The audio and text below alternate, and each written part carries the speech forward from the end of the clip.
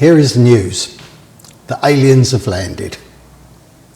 Now this is a poem that is probably a little bit different from many others that I've written.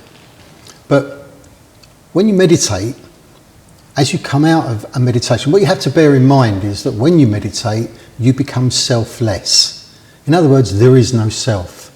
You know, a hippie might say, yeah man, I'm at one with the universe. Actually, that's true. But when you come out of a meditation, you see things with great clarity and you suddenly realise how ridiculous so many things are in life. You know, things that we just accept. So, you know, I've often come out of meditation and I looked at roads, the idea of roads where cars, jagged bits of metal whiz up and down, up to 70 mile an hour, and us as humans run in between them to get from one side to the other. You know, if we suddenly introduce those now, if we've never had cars, you know, an acceptable death rate of 150,000, what's wrong with that? We wouldn't accept it. And just many things like that.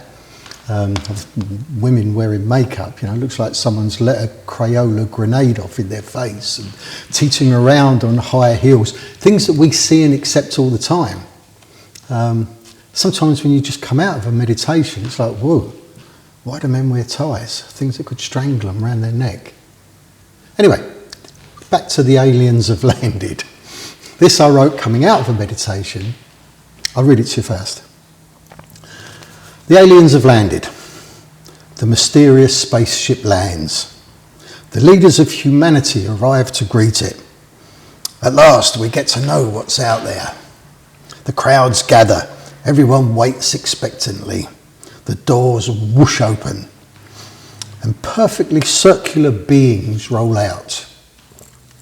The Prime Minister steps forward and extends a hand. The circle recoils, gathers itself and moves forwards.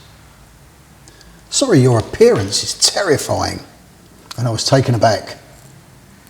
You have tentacles and tentacles on tentacles. Eyes that swivel and scary teeth when you smile. You look shaven with ugly bits of hair in strange places and move strangely. We evolved from something like you. So the alien says, but fear us not.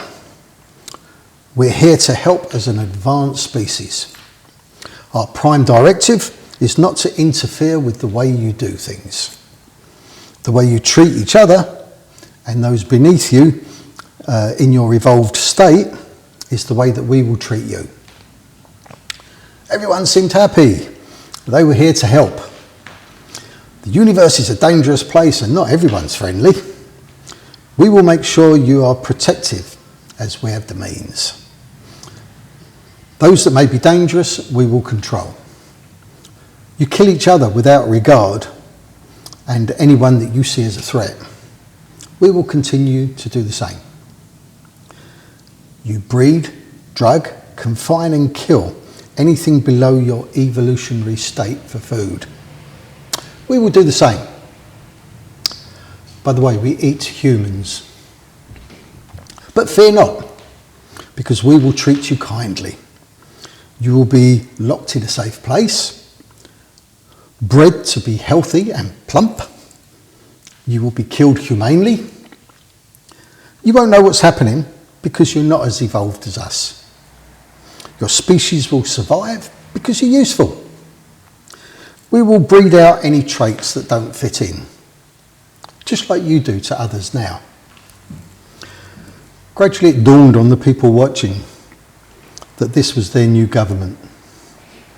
It would not be so different in the end, even with the existing government. Maybe they just wouldn't eat people.